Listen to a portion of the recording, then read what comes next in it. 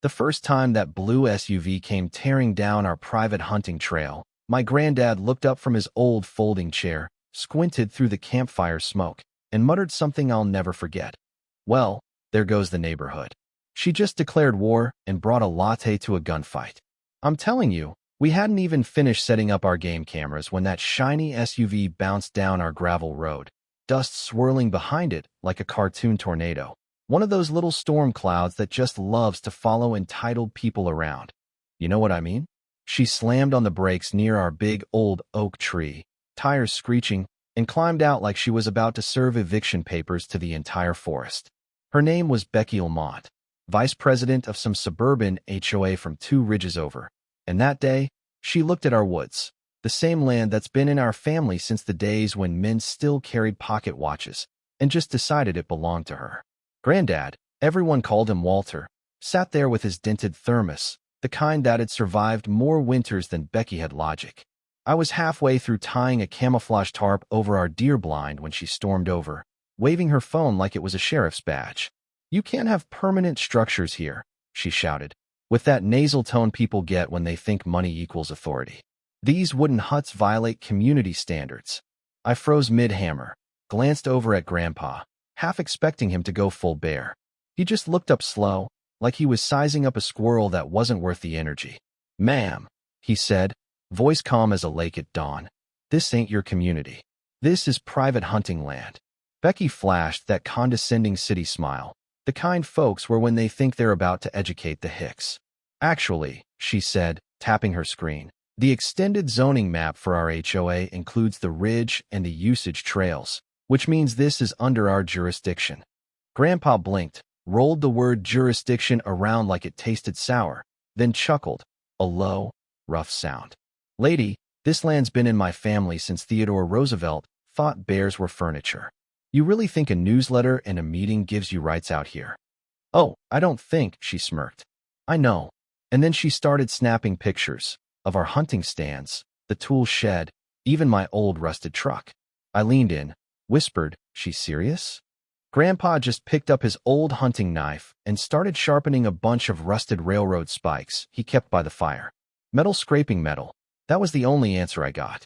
Becky hung around for maybe 15 minutes, dropping off courtesy notices printed on cheap paper, stapled together like a kindergarten art project.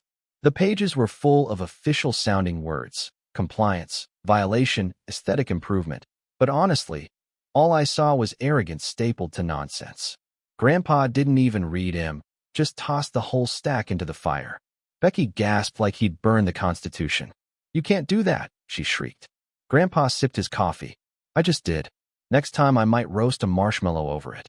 And with that, she stomped back to her SUV, mumbling about enforcement escalation, and as fate would have it, clipped the edge of a log Grandpa had set months ago for deer crossings. Her back tire caught. Her iced mocha exploded across her windshield. Divine punctuation, I swear. I laughed so hard I almost dropped my hammer. "She's coming back, isn't she?" Grandpa nodded. "Oh, she'll be back.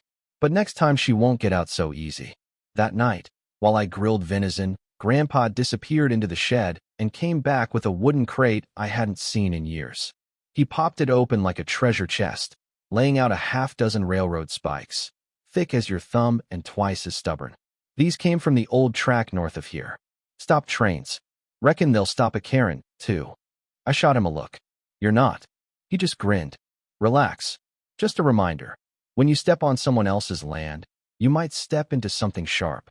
By dawn, we'd set up a little surprise on a blind curve. Becky's Bend, Grandpa called it. Not to hurt anyone, just to send a message. Sure enough, that afternoon, the angry roar of her SUV came through the trees again. Same dust cloud, same battle cry. This time, she didn't slow down. She hit the bend, and 5 minutes later, there's a pop, a hiss, and that unmistakable sound of deflated ego. Her door flew open. She glared at her shredded tire like it had personally betrayed her. "Sabotage," she shrieked. "You're both going to jail." Grandpa strolled out from the brush, hands in his pockets. "Maybe, ma'am, but you'll have to call someone first. Good luck getting cell service out here." I raised my phone and grinned. "Smile, Becky. You're on camera." She fumed, called Deputy Carl, a young cop with the judgment of a golden retriever. He showed up, listened to her cry about property rights, then politely warned us and offered her a ride back to town. But she wasn't done. 2 days later, she showed up with Carl and a manila folder so thick it could have been a doorstop. She started in about Code 4B of this scenic regulation policy. Grandpa just asked, "What neighborhood you talking about? There ain't another house within 3 miles. Carl tried to play peacemaker. Mr. Walters, maybe we can just talk this out. Becky says her HOA's got documents showing this land's in their buffer zone. Grandpa pointed at our old oak. Son, that tree marks my land. Been in the family since 1911. Go find a map that says different. Buffer zones mean you can plant tulips, not march in here waving clipboards." Carl just blinked, caught between realities. Becky, sensing control slipping, changed tactics, started yelling about wildlife harassment and unauthorized fires. Grandpa handed Carl our permit. Valid through winter. Regulation size. Call Bill if you want. Carl read it like it might explode. Becky flushed, then turned on me. "He's recording me. Privacy violation." I just held up my phone. "Public confrontation, private land." "Don't worry, I blurred your face." She stormed off again, hit another sharp root on the way out, tire hissing. Carl sighed. "Ma'am, maybe it's time to let it go." But she just doubled down, started posting online about dangerous men squatting on public trail, painting us as militia or worse. Next thing we know, there's a drone buzzing over camp. Jared, my cousin, waits in an old pine tree, then cracks it with a rake like a baseball bat. It crashed in the brambles. Becky screamed, "That's federal property." Grandpa hollered back, "If it flies lower than a squirrel, it's fair game." That night, she tried to prank call us as a ranger, but the real Ranger Tom's been Grandpa's buddy since forever. When Grandpa called him, Tom laughed so hard he wheezed. "Tell Becky to stay off your land." At that point, Grandpa got tactical, drew up a map of every entry, every blind spot, every soft patch of mud. "You making a battle plan?" I asked. He winked. "Exactly." Next weekend, Becky returned. Orange vest, fake badge, clipboard, and a bullhorn. She looked like a mall cop on a field trip. Handed Grandpa a folder, threatened legal committee action. Grandpa didn't say a word, just handed over a laminated deed, yellowed and torn, signed by his granddad. Becky squinted. "This doesn't mean anything. Historical ownership doesn't trump modern jurisdiction." "It does here," Grandpa said, tapping the county seal. "This ain't your pool gate, Becky. It's my hunting ground." She stuffed the paper away and started live streaming. "I am requesting community backup." I nudged Grandpa. "Did she just call for backup like this is a zombie movie?" He grinned.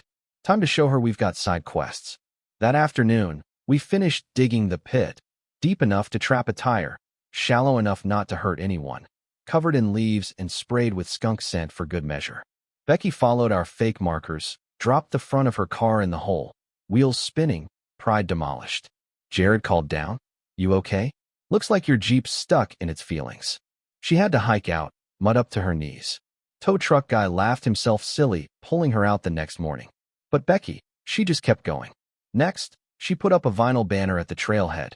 Community watch zone, motion camera, the works. 3 days filming nothing but squirrels. Then she filed a complaint with the Game Commission, illegal baiting. Ranger Tom ate cornbread with us for an hour, signed us off, and left a note. "Tell Becky I'm not her errand boy."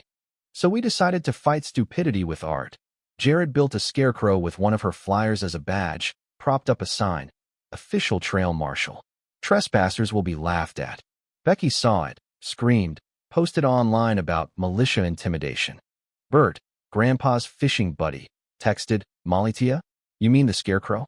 After that, Becky rolled in with a rented flatbed, orange cones, a portable gate, 2 teenage helpers looking like they'd rather be anywhere else. "This area is under temporary civic administration," she declared. I just stared. "Becky, you're decorating someone else's land like a dollar store clown parade." Her helpers bailed. Jared filmed the whole mess. "Say hi to the internet, Becky." She screamed about privacy again, but the internet disagreed. 2 days later, Operation Ranger Becky. Jared borrowed his dad's forest ranger outfit, stood at the trailhead writing forms. Becky nearly burst with joy. Finally, an official. Jared didn't even look up. "Ma'am, You're under investigation for unauthorized signage, drone overflights. You got paperwork. She sputtered, stormed off, posted online about Rogue Ranger Harris. Bert texted, she's hit peak Becky. We made a new sign. Congratulations, you have reached peak Becky. By then, the whole county was laughing. She'd become legend, the suburban crusader who lost to a scarecrow in a borrowed uniform. But she still wasn't finished. A week later, she returned with 5 HOA volunteers, fanny packs, clipboards, one guy with a metal detector. Grandpa radioed, "You want phase 2? I said, affirmative. As Becky's crew wandered, hidden speakers played growls. Mannequins in ghillie suits toppled over. The volunteers ran. Becky screamed after them, but it was useless. Alone, she tripped Grandpa's new trap, a metal grate that popped up, trapping her just long enough for Grandpa to stroll over in full sheriff cosplay. "Ma'am, you're detained for educational purposes." "This is unlawful," she howled. Grandpa just grinned. "Actually, it's performance art. You're playing yourself." I stepped out clapping. "You have the right to remain ridiculous. Anything you say can and will be laughed at in future HOA meetings." Her video, "Kidnapped by Backwoods Vigilantes," went viral for all the wrong reasons. Memes everywhere. Not a soul took her side. We thought it was over, but the next morning Grandpa handed me drone photos, a fresh bulldozed path through the eastern woods, right over the spot where Grandpa's old dog was buried. Becky had hired a crew to make her own back door. We didn't call the sheriff or post online. That night, we broke out coyote scent, expired fireworks, a taxidermy raccoon, a baby doll with glowing red eyes. Set it up with a sign, "The land remembers." When Becky and her crew showed up, the smell hit first, then the whispers, "Go back." A confetti-blasting raccoon, firecrackers, hidden sprinklers. Her contractors bailed. She slipped in the mud and fled. Final straw. She tried one last time, dragging a camera crew out to film a documentary about rural extremists. Grandpa walked right up, holding our deed, stamped and signed 1911. "You want a scandal? Here's one. A suburban narcissist trying to annex private land for her fantasy HOA kingdom." The cameraman just looked at Becky. "Is this true?" She mumbled about pending approvals, but it was over. They packed up and left. The post stopped. The trail went quiet. Peace returned. That night, by the fire, Jared asked, "Think she learned her lesson?" Grandpa carved a piece of oak. "Private land. Not for sale, not for bullies." He smiled. "Maybe she did. If not, the woods will teach her again." The frogs sang, stars blinked through the branches, and I thought, some folks never learn about boundaries till they run headfirst into them.